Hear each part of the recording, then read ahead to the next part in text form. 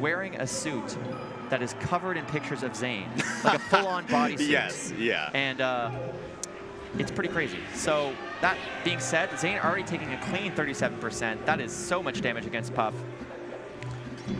Oh, like the option there, pivot? No. Yeah, and of course we do see the dash grabs come in hot from Zane. That was probably one of the biggest innovations that Zane had made in this matchup in the early days, almost like 5 years ago now, where Zane kind of figured out you can do a lot of follow-ups off of these regrabs. You can get chain grabs even on Jigglypuff as well, and he finds so much damage here. He's living. He's still alive. No punish to be found, but no lost stock, so that's pretty good. Yeah, maybe it is, actually. When maybe rest just looks like a back air or something and does like 15 to 20%, it doesn't feel too bad, but still. What? Nice. HBox has it like that? Okay. Did you see HBox's face? He looked right at Zane, smirked, and then looked back. So we can see that Juan is feeling pretty confident. Again, showing a really good match against Moki, so I'm not surprised. But I've never seen HBox do that ever, for the record. Yeah. But and it's also not that easy to do, so it's kind of cool to see that come out. He went for it again on platform. That might have been an accident, but it does look cool nonetheless. Oh, I think he jumped there. Yeah, he did. So a big thing that I've talked about with Zane many times is Zane considers this matchup literally like a boss battle in a video game, where he says there are certain percent ranges where I will only look for this, this, and this, and then once he passes that threshold, it's like these are my win cons that I have to look for at that point. Yeah, that's a good way to kind of conceptualize Melee, I think, in general. It's something I've kind of talked about in my videos. We're just like treating sort of different percent ranges as like different switches kind of on and off, and you know, playing to those outs when you can. And I think that's what makes Zane such a good player, is not only is he technical, not only is he fast, but he's very intelligent. You know, he's got kind of the full package. Absolutely. Yeah, like I said before, the onus is definitely on Hungrybox to be able to take this one home, and that is not what you want to see right there. HBox can get back to stage, and he does find ledge, which is huge. Also a stock in response, not quite. Yeah, I like the double drill, though. You know, no chance that kills if he does the single one. The knowledge to do the double drill, something that he didn't do, you know, say 3 years ago, really smart. Just in general, he's been using drill a lot, too, to edge guard, but this is so close. Like the ledge shield, though. 28%, not bad already. There's his way out. Any you're not Fox, you can't do that. Ooh, the F tilt, down tilt of all things. Yep, dash attack. Still 53, you know, you get a grab, you pivot F smash on a tipper, it's over. So this is not good for HBox fans. All right, and we are seeing, dash grab comes through. Or that one was a JC grab, excuse me, but still, grab is going to be a lot. Can find the tipper now at a really juicy percent. Nice ledge shield. No, can't rest though. Yeah, rest is definitely off the table. Oh, you can? Are you insane? So I'll explain what we just saw there. So obviously we're saying rest off the table because you're at such a high percent that if we see something like a charge neutral B, you know, there's just no chance you ever survive that. But what happened there is HBox goes, maybe Zane DI is wrong, basically. We're so high up the top, if he goes upwards, you're going to die off the top, and it's going to be safe.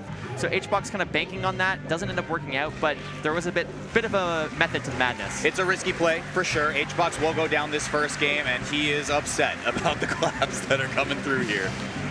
You know, that's something HBox and I have in common. I mean, I honestly, every time we do Dreamland claps, I feel like I lose a year off of my life. It is an unfortunate side effect of this scene, but not able to get the grab there. Good DI to not get on the platform and have to be a tech chase situation. Right. Like the fairs. Yep, keep it going. One more up air. Puts him in a situation where he has to get down. Really like that. Yeah, that position that HBox has been in versus Zane on top of a platform and shielding, it's so common in HBox versus Zane, and it's really scary for HBox to be in because sooner or later Zane's going to go for a shield breaker. Yeah, you know, and you mentioned positions. I think that's kind of the story of this matchup in general. So much of it is about who has the better spot. You know, when you're cornered, it's just so difficult to get back, and that's exactly what I'm talking about. Whoever has center kind of holds the keys to the kingdom. The match of the kingdom. Let's see if HBox can answer this one right back. Zane looking good grab. Pretty crazy right now. He has the setups again. HBox thinking like, you like that? You guys like that? And I do like it, right? Because if Zane just tries to preemptively Dolphin Slash early to go high, F Smash pretty much covers that, and then you just get the quick snap to ledge to cover the low. HBox just a very expressive player today. He kind of like almost rolling his eyes there under the pressure of Zane's aerials, but I'm really impressed with both of them. They're both playing pretty solid. How does Zane get back towards center? I guess HBox just gives it to him instead. But the drill's going to come through. No rest just yet, but attack on the left platform means you are getting carried off right now. Needs a mix-up on recovery, but HBox is all over it. Yeah, goes all the way down to get that back air, and that is just what he needed to turn this around on his counter pick. But will Zane answer back?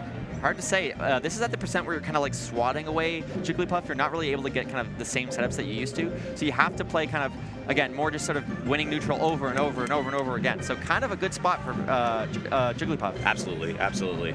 And we can see it right now, yeah, especially when HBox can kind of take to this circle camp where he can kind of land, reset his jumps, go on each platform. Zane has a pretty tough time reaching. Up tilt manages to get tipper hit right there, but it's still not going to kill for a little while.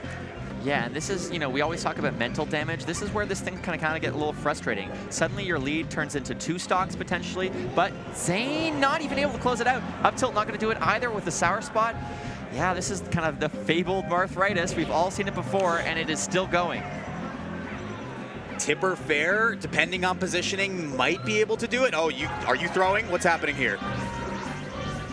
All right, resets. Oh my God, that grab. Yep.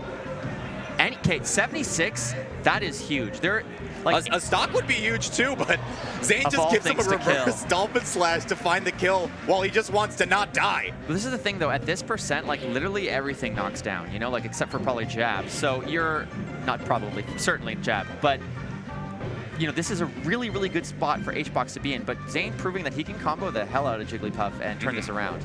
Nice, just as I say that. All right, Zane finds ground right again. HBox not committing to shield on the platforms. I like that, right? Take to the skies right now. Make Zane spend resources to get to you.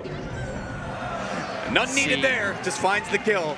And that is the dominance. That is the secret to Zane's success, is what we just saw earlier was him struggling to get the kill, but being able to get it at that kind of higher mid-percent. Oh, wait, he spot dodged there. I've never seen anyone spot dodge. Radar. I didn't even know there was counterplay.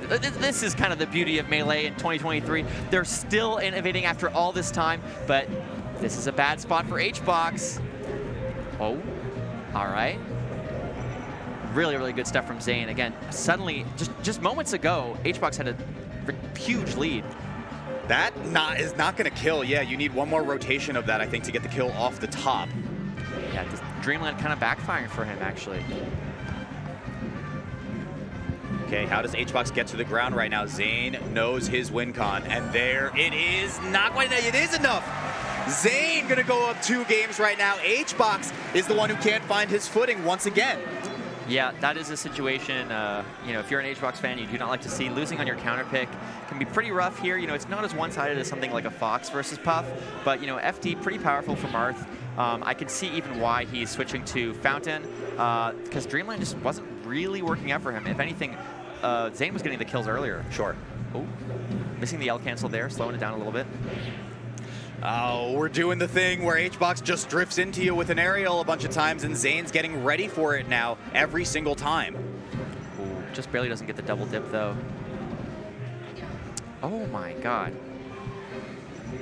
Okay, nice bait right there, drifting back by HBox, but Zane, again, somehow threads the needle right here, reverses with the shield breaker as well. Ooh. But doesn't find the kill yet. I was talking to Zane earlier, and I said to him, so, how do you feel about your performance so far? He's like, pretty good. I'm like, you didn't drop any games to get to top 32? And he's like, oh, is that right? Cool. And just like, how do you not know that, man? Like, how are you this good that you're about to 3-0 HBox potentially, and you're just like, yeah, that's nice. These players are locked in, man. He's just another so level. focused, man. Like, okay, even Steven's on the stock right now. Love the edge cancel, yep. Nice, shield drop. There isn't even really a rest opportunity until about now in terms of the percents. It's crazy how much the 2 of these players are scrapping right now, considering what we saw in the last game. Yeah, no, this is, I mean, it kind of makes sense again on a smaller stage. Both of them kind of pushing for openings where they're going to get more value, but Zane not getting a lot off these grabs, but just as I say that, cleaning it up.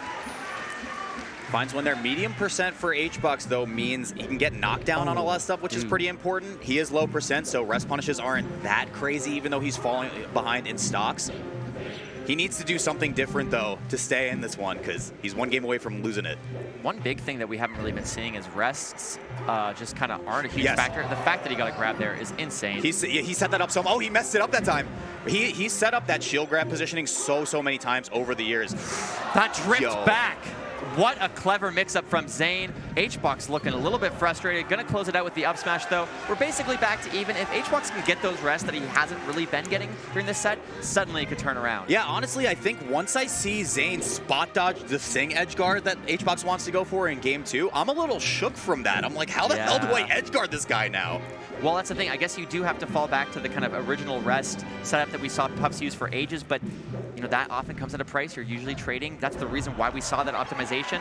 And Zane looking like this might wrap up earlier than expected. HBox just not able to kind of get the momentum, get the control that he needs from a player like Zane. Hungrybox has 1 stock left to figure this one out for sure. I don't even think we've seen a single rest into a kill this game. We saw one that didn't kill Zane in game 2, and that's it. Yeah, and so much of that is because of Zane's impeccable spacing. And that said is it, and going it's to do probably it. over now. It's Yeah. just done. Hungrybox will fall to the loser's side. To the dark side he goes. But Zane is going to keep on going. No game losses at all still, even in top 8. I believe he had 1 against Kadoran. Is that true? He's just had an insane bracket so far. I believe, you know, really looking like cementing his #1 for this year as well. So consistent. So frightening too. Like imagine you have to play Zane like it's like the beginning of a horror movie. Yeah, a player who will go to the ends of the earth to learn what he needs to learn in order to beat you. Like I said before, a bit of a Hungrybox problem back in the day when he was on his come up towards a top 10 player. Now, this is a almost unwinnable matchup for HBox. When Zane looks good, he just looks so good. Like that's the messed up part. It makes it look like, what am I even supposed to do to beat this guy? Kind of really leveraging what makes Marth such a good character. I don't know. It's very fun to watch, but not fun to play against, I suspect. Oh, I don't know if we didn't get to see the Sing spot dodge, which was pretty crazy, but I can't get over the fact that there was actual counterplay that was developed to that, because it did seem like it was a pretty much rough 50-50 to get a stock on the side of Jigglypuff if they're able to get the Marth to recover and then land off of the Dolphin Slash. But like we said, Zane finds ways to innovate. I do still wonder if that was kind of like a specifically kind of weird situation, because I haven't seen that before. I'm not saying that it wouldn't happen again, but like I don't know if it's something consistent either. Sure. But yeah, we have another match that's going to be coming up, Mango versus Cody, another like kind of classic of the modern era, and one that has been typically very Mango favored, but Cody actually taking their last set At LACS. At LACS. That's right. Looking pretty powerful himself. So I